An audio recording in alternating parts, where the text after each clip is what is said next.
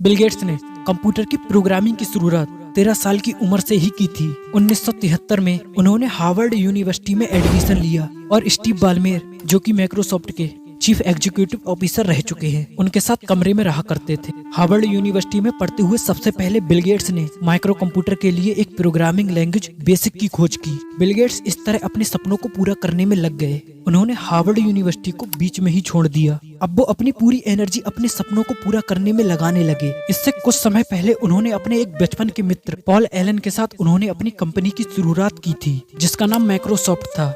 इस माइक्रोसॉफ्ट ने उनके सपनों में पहिए लगा दिए थे। उनका मानना था कि कंप्यूटर हर स्कूल, हर ऑफिस, हर घर की जरूरत बन सकती है। उनका ये मकसद माइक्रोसॉफ्ट की सफलता का कारण बना। अपना सबसे खास मकसद हासिल करने के बाद बिल गेट्स रुके नहीं। वे लगातार कंप्यूटर और प्रोग्रामिंग में सुधार करते रहे। सबसे कमाल की बात तो ये है कि उन्होंने सिर्फ प्रोग्रामिंग फील्ड में ही काम नहीं किया, बल्कि वे दुनिया की सबसे बड़ी दान पुण्य करने वाली संस्था को भी चलाते हैं, जिसमें मददगार उनकी पत्नी मिलिंडा हैं। अब आप बताएं, ये सफर उनके लिए आसान रहा होगा?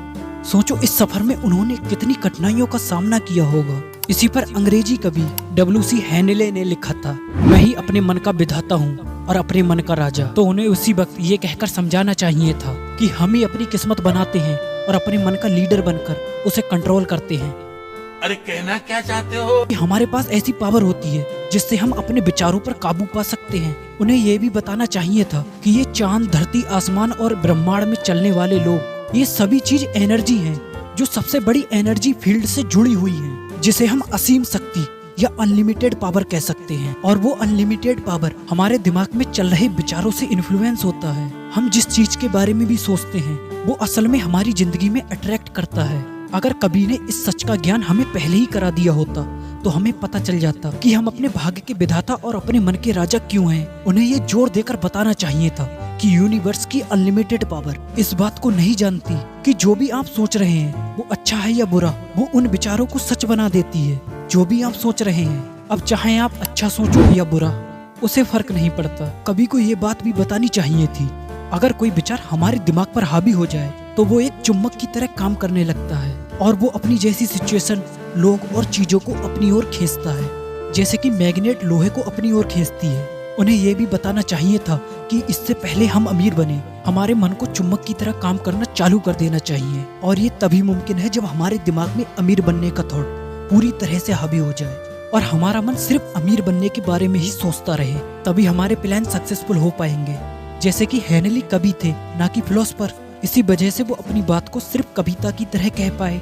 उन्हें फॉलो करने वाले कुछ लोग समझ पाए, कुछ नहीं भी। और धीरे धीरे समय बदलता गया और इस अटल सत्य से पर्दा उठता गया। स्टीवन स्पीलबर्ग एक और ऐसे आदमी हैं जिन्होंने हम अपने भाग्य के विधाता होते हैं ये साबित किया और एक मिसाइल कायम की, और जो अब तक की फिल्मों के सबसे महान डायरेक्टर साबित हुए। उन्होंने बचपन से ही फिल्म डायरेक्ट करने का सपना देखा था, और खास बात तो ये है कि उन्होंने अपने सपने को कभी मरने नहीं दिया और बचपन से ही एक पुराने कैमरे से शौकिया तौर पर फिल्में बनाने लगे। स्पीलबर्ग को यूनिवर्सल स्टूडियो की तरफ से मौका कैसे मिला, इसकी भी एक दिलचस्प कहानी है। उस समय गेस्ट को गाड़ी में बिठाकर पूरा यूनिवर्सल स्टूडियो घुमाया जाता था। स्पीलबर्ग उस गाड़ी में छुपकर बैठ जाते और पूरा चक्कर घूमकर वापस आते थे। जब वो वापस गेट के पास आ जाते तो उनकी आदत थी कि वो पहरेदार से 2-3 गप्पे मार कर आते थे, और इसी तरह समय बीतता गया और वो 3 महीने लगातार स्टूडियो जाते रहे। वो जाते समय पहरेदार से सलाम करते और वापस आते समय हाथ हिलाकर अलविदा कहते। वो हमेशा एक कोट पहनते और हाथ में एक सूटकेस रखते थे, जिससे कि पहरेदारों को ये एहसास हो कि वो समर क्लास अटेंड करने वाला एक स्टूडेंट है। अब तक उन्होंने कई डायरेक्टर, कई एडिटर और कई लेखकों से अपनी जान पहचान बना ली थी। यहाँ तक कि उस बिल्डिंग में खाली कमरा मिलने पर उन्होंने अपने नाम के आगे डायरेक्टर लिखकर चिपका दिया था और फिर वहाँ पर बैठने लगे। किसी तरह उनकी वहाँ के प्रोडक्शन हेड से मुलाकात हो गई। उन्होंने उस हेड को अपनी कॉलेज की बनाई फिल्म दिखाई।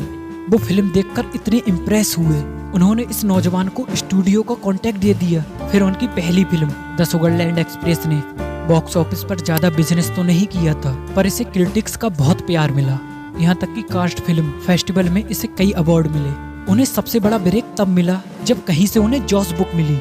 स्टूडियो उस पर फिल्म बनाने को तैयार थी और उसके लिए बेहतरीन डायरेक्टर भी मिल गया। स्पीलबर्ग ये फिल्म खुद बनाना चाहते थे। हालांकि उनकी पिछली फिल्म द सुगरलैंड एक्सप्रेस ने कोई खास बिजनेस नहीं किया था। उनका कॉन्फिडेंस बिल्कुल नहीं डगमगाया।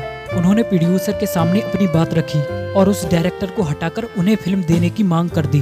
वैसे ये आसान काम तो नहीं था, उन्हें शुरू से ही मुश्किलों का सामना करना पड़ा। प्रोडक्शन तंगी के दौर से गुजर ही रहा था। खैर, जब 1975 में जॉस फिल्म रिलीज हुई तो उसे डबल सक्सेस मिली। उसने बॉक्स ऑफिस के सारे रिकॉर्ड तोड़ दिए और क्रिटिक्स ने भी उसकी बहुत तारीफ की। रिलीज होने के 1 महीने के अंदर ही इस फिल्म ने बॉक्स ऑफिस पर $40 करोड़ की बड़ी कमाई की और उस समय की सबसे ज्यादा कमाई करने वाली फिल्म बनी। इसके बाद स्पीलबर्ग ने कई सारी फिल्में डायरेक्ट की, जिसमें Indiana zone series, the colour purple, जिसे अवार्ड भी दिया गया था, और एम्पायर ऑफ द सन भी शामिल है। कुछ समय बाद स्पीलबर्ग ने जोरासिक पार्क मूवी डायरेक्ट की, जो कि उस समय इतिहास की सबसे सक्सेसफुल मूवी साबित हुई।